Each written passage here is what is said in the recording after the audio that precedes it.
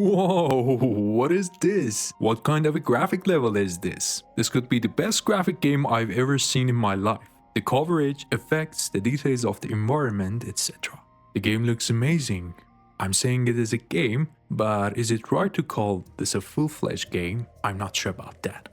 This is more of a special experience and it's a bit of a tiring experience. My fingers hurt from walking. This perfect looking game that you see on the screen gives an incredible visual pleasure that makes my eyes dry. Hellblade 2. Before mentioning this, the first game came out. It was also very interesting and a very appreciated game for its own personality. The main character was Senua. This Senua was a character with a psychosis, so she was seeing things that were not happening and watching her journey. The game was giving us an interesting experience that we couldn't understand what was real or not. While experimenting with the difficult situation in the character, on the one hand we were taking action and fighting a lot of enemies, and on the other hand we were trying to solve the problems. I could say after 5 or 6 hours of playing, we were finishing the game. Now when you look at it, the first game of Hellblade wasn't a very large scale game. The atmosphere was strong, visual side was strong, but in terms of the game, it was a game with a lot of drawbacks. For example, the action part was a bit similar to similar counter games. The puzzle part could become repetitive and stale, but it had a special structure that it actually contained. It was a special production. It was trying to explain the action in a cinematic way, which we haven't seen in many games. And that's why it was a game that the players generally liked. After that, the company that made Hellblade went under Microsoft's roof, and Microsoft paid the money and bought the company. We said, will the sequel of Hellblade come? They said yes. And we think, will Hellblade 2 go to a completely different level now with the money of Microsoft? Oh yeah. Especially the subject that I was most curious about was whether it would be more playful, with the puzzle side, action side, the exploring surroundings and such elements developed. I was wondering if we would see something wider, if we would see things wider on the action side. I mean, I was very curious about these things. Now, this is a game made with Microsoft's money. The first game is a very low quality game, but as a person who finished Hellblade 2 in 6 hours, I can say that it didn't happen like that. So this game decided to become more cinematic, more like a walking simulation instead of gaming. And while this decision will upset some players, it will make some players very happy. But let me say that Hellblade 2 is not a game everyone is looking for. Why do you say that? In terms of the mechanics I have in Hellblade 2, it gives you the opportunity to play less games than the first game.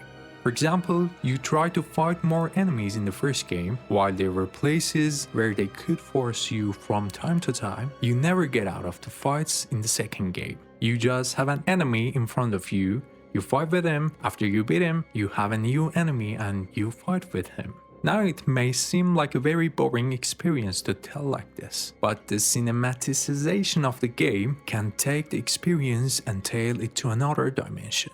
Because what you see on the screen looks magnificent. The battle scenes and battle choreography of this game are truly a very carefully studied choreography, and I appreciated this incredibly. It managed to present the dullness of war, that is, the sweaty atmosphere, in a way that you cannot see in many games.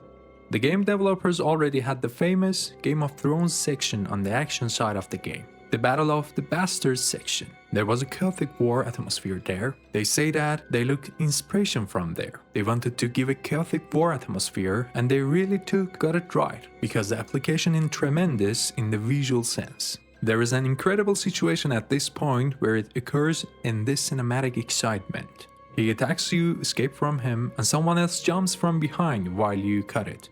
Just like that. There is an incredible visual situation, but when you look at it, what you play is actually very simple. If the enemy makes a heavy attack, you escape. If he makes a light attack, you try to defend and then you hit. That's it. So there is no need to read the enemy too much. The moments when you will drag the enemy towards you are very limited. The number of actions and battle is already very limited. The experience of 6 hours is all about 1.5 hours, maybe 2 hours of intense action. Apart from that, they try to keep the action dosage very low, or they didn't give the budget the opportunity. I don't know which one is preferred anymore. While it is a game that has intensified in terms of cinematic, it has intensified much more than the first game. It may even be one of the most cinematic looking games in the sector right now. But when you look at the experience you played, you can't see what you were expecting. However, for the action side, the visual ambience created by the game is very good, so I would definitely not deduct the game from there. What I'm a little bored of is the speed of the game. You actually play the game in certain parts. It doesn't write chapter 1 and 2 in your game, but it's obvious that you also play with certain parts. Sometimes you try to escape from a place, sometimes you try to discover a place and you usually walk somewhere. And as I don't know why, you have to keep pressing the button to run in the game, and if you don't run, the character just walks and walks very slowly. I'm tried, my finger hurts, let me go. Okay, walking simulation, you are trying to give it a try, but holding a button to run for 6 hours was really tiring. I even checked the setting 3 or 5 times and asked if there was anything like running with a single press. I think they will definitely bring this with the update. I can't be only complained, because in 60% of the game you are just progressing. There is no going left or right, you are just going in the one direction. But apart from the part of stretching my finger, a serious part of the game occurs from the moments you progress like this. And this part makes the game a story. The story is quite critical. Normally when I talk about games, I don't talk too much about the stories, because the story is usually in the second or third plan for me. But here, the thing that will determine the pleasure you will get from the game will be whether you will enter the story or not. Now, if you like the first game's story, you will definitely like the second game. The reason I can say this is that the second game's story goes on a slightly different route. The motivation for this story is that our people, that the Senua's people, are enslaved by some barbarians and taken to an island. Senua says, "Who is taking my people to the island? I will go and save them from this slavery," and goes on a journey to the island. But when she steps on the island, understands that there is a danger on this island. There are giants in this danger. Because of the reason you don't know, there are some giants. They are quiet giants. They have already shown it in the trailer. It was quite impressive in the trailer. They are also very impressive in the game. God damn it, they made the giants extremely scary. I swear, look at that type. I literally had goosebumps. These giants threaten the island, and you want to save your people as Senua, and you want to prevent this giant danger. And the whole story is based on this. There are more characters than the first game. You get more excited with these characters. And the biggest difference is that the individual journey in the first game is very little in this game. This situation was a bit interesting, because Senua's first game was a game entirely based on the psychosis that Senua lived, but here we are actually taking a story that turns the world around, like fighting with giants. Again, Senua is in the center, but there is no such psychotic situation like first game. Even if Senua says, "Enough, I'm going," I wouldn't say anything. By the way, I wouldn't say that it's a bad disgrace from the story of the game. I wouldn't say that it didn't interest me at all. There are scenes that interest me a lot. I'm really curious about some things. I wanted to see where some of the ways would be connected, but none of them were related to Senua. They were completely related to the world. That's why I say, if you like the story of the game, you will love the second game. However, the visual quality of the game, the high quality of the cinematic performances, some scenes make it so epic that even if you are not interested in this story, your lips will shake in some sense. My guess is that the company wanted to increase the visual side as much as possible, because there is no such thing as a game in this game. They said, let's at least load it from the visual side. You can think of it like the Quantic Dream games. In the period of Quantic Dream games, they were very visual and epic. They still look very breathtaking. Why? Because there is not much to play, they can adapt to the graphics. There is a similar principle here. Of course, you don't touch the story. You just try the story, you don't make a choice. But the playable part is so little that they manage to carry a lot of general environment atmosphere. By the way, we see the graphics visually, but you have to beat the sound design of the game. Especially when you play with headphones, your experience increases a few times. You can hear sounds all the time. Sometimes something comes from the right or left, sounds comes from behind. You get goosebumps from time to time.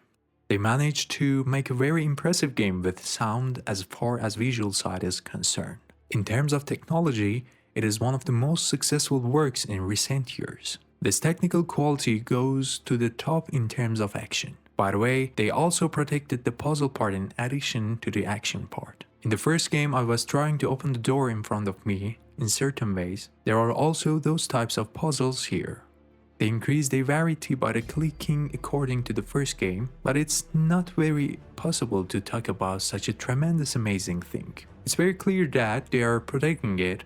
They can diversify your game a little bit, so that they can put the tempo in a slightly different direction. The production team didn't want to lose on the puzzle side and slow down your game experience. That is very clear, but they didn't want to throw the puzzle into a garbage. As a result, there was a little groupness related to Hellblade 2, so I was already expecting it to be like this. I understood a little from the last videos that it would not be very playful, because there is not much play detail that they can show. So this is a story-oriented game. In technical terms, I had a great time with the tremendous work. But if it was a wider scale game, I would like to see what it was like. With the current state of Hellblade 2, it would be a bit unfair to put it side by side with God of War or similar other action games. As an image, it may be better than them, but in terms of play, it can get reached at diameter. Again, it gave the feeling that they tried to present it with a lower budget, more experimental, and made with fewer people, just like the first game. That's why you can understand that Microsoft doesn't spend as much money. By the way, this game was released on Game Pass on day 1, so I think a lot of people will experience it, but in terms of sales, I wonder how people will react to this kind of game. Because it's not a game that you can compare with this or that. You have to think of this game as a high quality walking simulation. So if you want to listen to a story, jump into this game. If you are interested in Nordic atmosphere, I think Hellblade 2 will satisfy you with its story, but it will not leave a great impact. So when we talk about Hellblade, 3 years from now, I think we will continue to talk about the first game rather than the second game, because that was a more emotional experience, if you ask me. Hellblade 2 seems to have become a more generic fantasy game. Along with this game, I wonder the future of Ninja Theory. The company that makes this game, you know, Microsoft has recently closed a pretty company, and it's unclear what will happen to the Ninja Theory. I hope it will not be a company that removed from the industry, because I think it's a very high quality company that very qualified people work for, but I don't think it can get the necessary budget and necessary opportunity.